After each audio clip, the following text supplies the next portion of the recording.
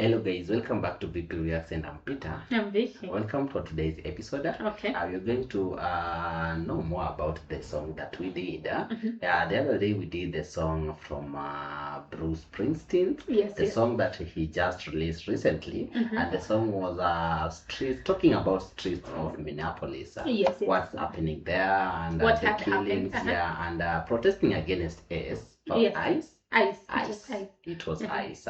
So today we are going to watch the video that is entitled "The Story Behind Bruce Springsteen's New Anthem, Streets of Minneapolis." Yeah. And this was brought to our attention by Dan. So thank you, Dan, for this episode. Guys, thank you for jumping in. Vibe with us as we explore more to the end. Okay, stay tuned, subscribe if you haven't. In case you have your thoughts on this, you can share them on the comments. And in case you have a favorite, as usual, we always depend on you, so you can share your favorite, be it a video, a documentary, a song, any of your favorites. You can share with us via our Buy Me Coffee link. Remember, just share it on the Buy Me Coffee link so that it is a guaranteed video request.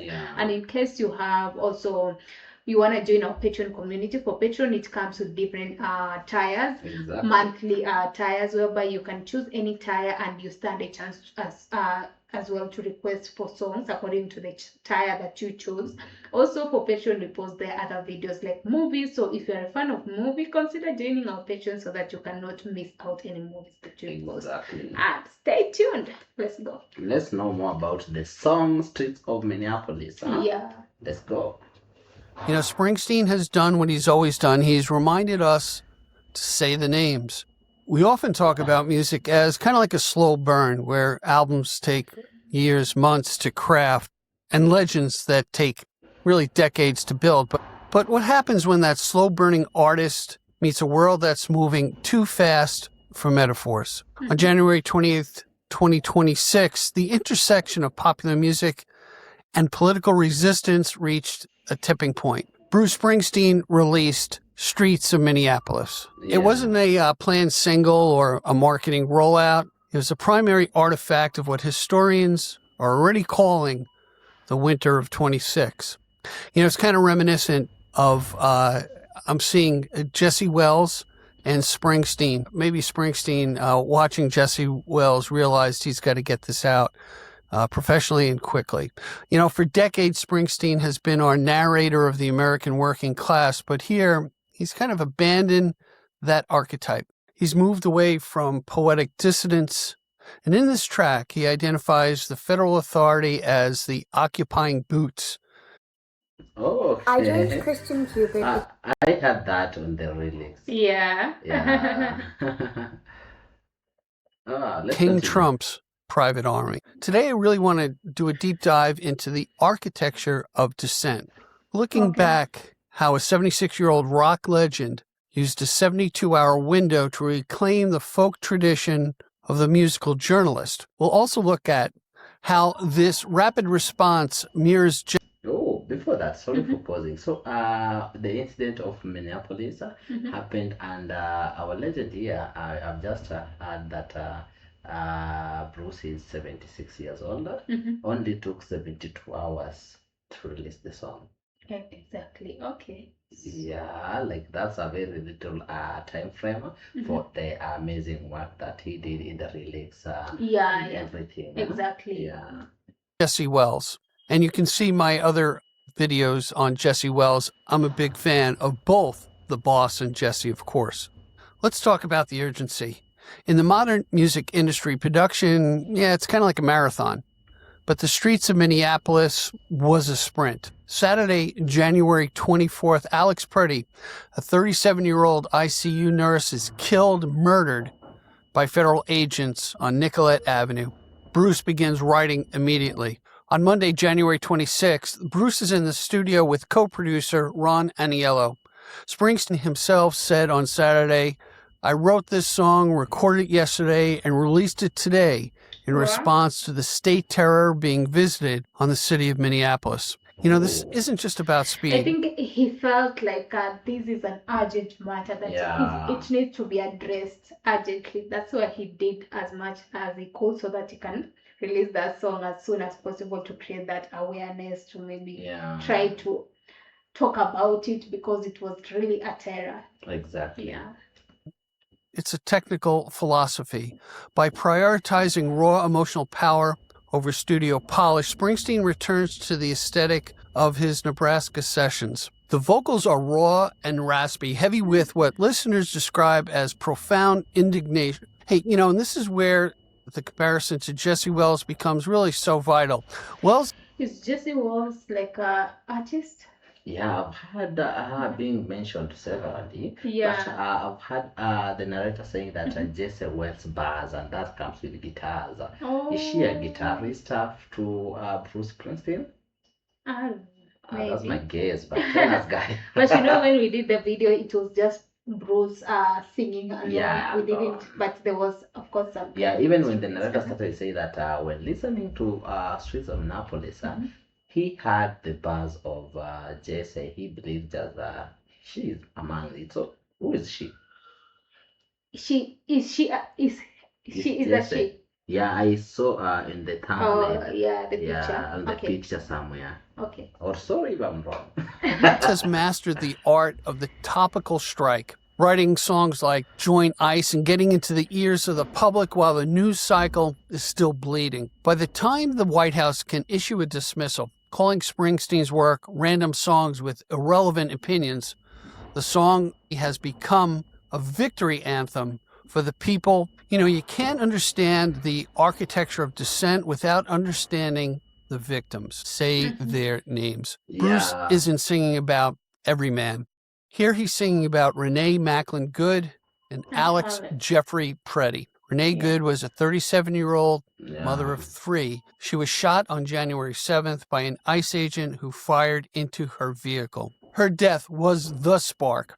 Bruce had already been watching 10 days later the Light of Day Festival in New Jersey, and that's the one with Willie Nile, great guy I've interviewed on this podcast as well. And he dedicated the Promised Land and echoed Mayor Jacob Frey's demand that ICE should get the fuck out of Minneapolis. But it was the death of Alex Preddy that forced the recording. Here we have Preddy, an ICU nurse at the VA hospital. We've seen the videos.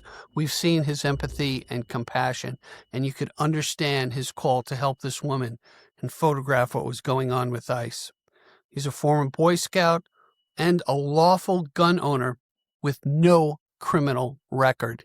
He is not a domestic terrorist. We know who the felons are who occupy the White House. The official DHS account led by Kristi Noem claimed Preddy brandished a gun, but Bruce tells us, just don't believe your eyes. He's referencing the bystander videos, the whistles and phones that showed Preddy holding a phone in one hand and raising the other to protect himself from the pepper spray before being shot 10 times in the back. When Bruce sings, "There were bloody footprints where mercy should have stood," he's performing a forensic autopsy right through the song. Hey, let's get into the lyrics. By the way, the lyrics are in the description below. I want to hear your comments. Man, this is a great musical community. Yeah. You know where I stand. Try not to, I don't respond to the trolls, but I try to respond to every comment in the comment section. Okay, let's get into the lyrics. This is the most direct political indictment of Springsteen's career. He opens with this line, "Through the winter's ice and cold, down Nicollet Avenue, a city's aflame fought fire and ice neath an occupier's boots." The word occupier is a massive shift for Bruce. He's no longer talking about a flawed America. He's talking about an invaded one. He identifies like occupy. They were there to invent. They were knowing what they are doing. Exactly. They came for a mission. Exactly. Yeah. DHS as King Trump's private army. In the most stinging verse, he names names. It's our blood and bones, and these whistles and phones against Miller and Noem's dirty lies. By naming Stephen Miller and Kristi Noem, Springsteen is preventing the song from being co-opted. Think back to Born in the USA. For 40 years, politicians have used the chorus to signal patriotism while ignoring the verses about a veteran struggle. With Streets of Minneapolis, Bruce has made that virtually impossible. You cannot play the song that calls out the administration federal thugs at a campaign rally without everyone knowing exactly what you are. You know, musically, the song is really a study in tension. It starts with a minimalist acoustic strum and a tambourine, just Bruce and his guitar, like the ghost of Tom Joad. But then the E Street Choir enters. This is the communal heart of the song. It features Ada Dyer, Curtis King, Lisa Lowell, and Michelle Moore. The choir transforms a solidarity mourning into a collective anthem.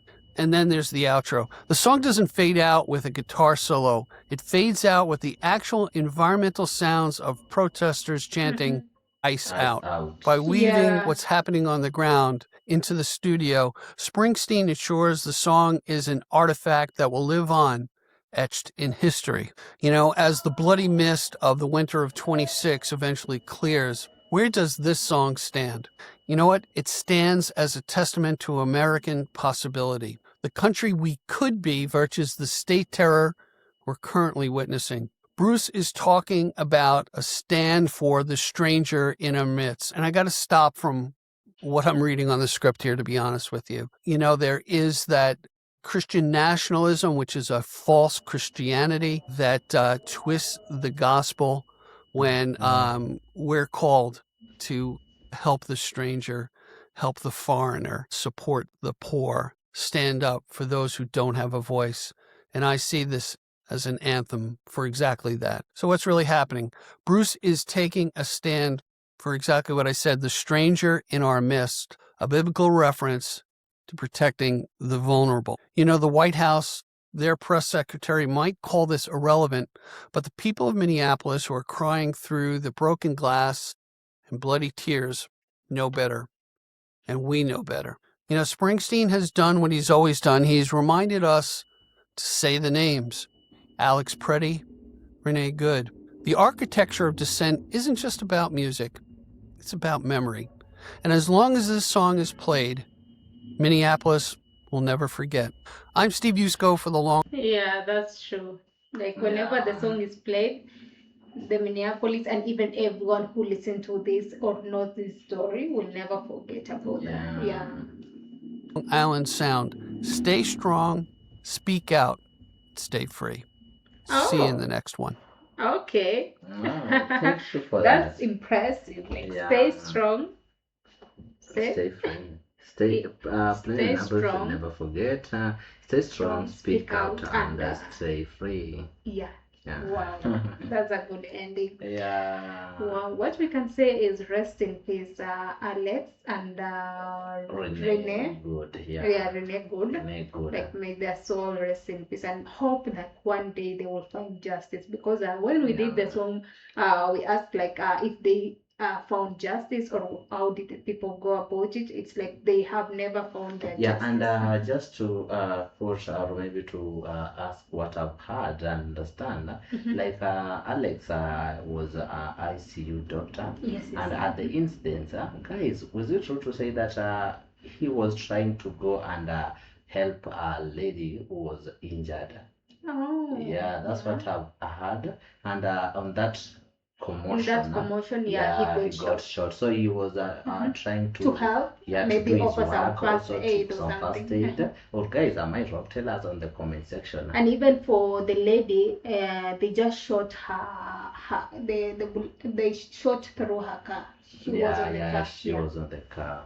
So this is so bad. But what I can say on Bruce's song is that even for us who didn't even know what is happening in Minneapolis, by just listening to Bruce's song, you could get he's like he's a news anchor, news reporter to this song. Exactly. He's giving us awareness on what happened, and also giving his judgment or his views on is it right, is it not right, wrong, and also condemning those who are trying to protect the incidents by calling even names, as the narrator said. That's bold enough. That's bold enough to just call the names. I think many people, even if it's speaking out, people will tend to hide the names or just use something to cover up or something. But for him, he was so bold enough to mention names, to mention exactly what happened, even show clips of the protest and how people were speaking out and all that. You even saw how Alex was struggling with his phone raised when he was being wrestled down. Yeah, you could see like he was not like terrorizing something. It was just some like they shot him like he was not a threat at all. 10 times? That's a lot. 10 times. How can you pull a That's not even a mistake. Like that's not even an accident. Like 10 times is not an accident. Then even up to 5 he was already dead. Why you go exceed wasting? Which means like someone who was doing that was doing it like knowingly. Yeah. Or with like a lot of anger or like something, just releasing all the pain to the person or something. Yeah. Because if it's something like an accident, it could be even 1 time or 2 times, but 10 it's not even an accident. Yeah, and lastly, I could say like these are the recent world is really doing better well according to me, because you see all these fights, all these struggles, and even the on the streets people are trying to fight for freedom, and it's not their freedom, it's foreigners' freedom. That's really what impressed me. Like they are really trying to cater for those who are visitors there, and they have found it more uncomfortable because of the ruling side at the time. So people trying to protect the outsiders, that's a very good thing. Yeah, because I had like even after that incident, even they called them foreigners, the foreigners or those people who are not the immigrants or something. The immigrants, like they are fearing about their lives. Even some are locking themselves in their houses and all that, just fearing about their lives. So I think you citizens are doing well, because as the government even thought that you guys could just pretend everything is well, because you're not the one suffering. It's the outsider, the immigrants suffering, but for you coming together fighting for them, like is showing like we're all brothers and sisters. That's really great. So guys, thank you for watching with us. Don't forget to give your genuine comments on the comment section. Or maybe you are around Minneapolis, you're around the state. Tell us how is the situation right now after the song. But we also hope for better, for the best, and the best, and also hope for God and to protect our Springsteen. Yes. Because I know he's really on a pressure right now. Like by the way, after releasing the song, you know, threats from each and every corner, but we hope he still stands strong each and every day. We need this kind of like him. Yes, and we also need those kinds of people like standing and speaking the reality and condemning it. That's what we need right now. So stay tuned and thank you so much for your time. We are. Bye bye.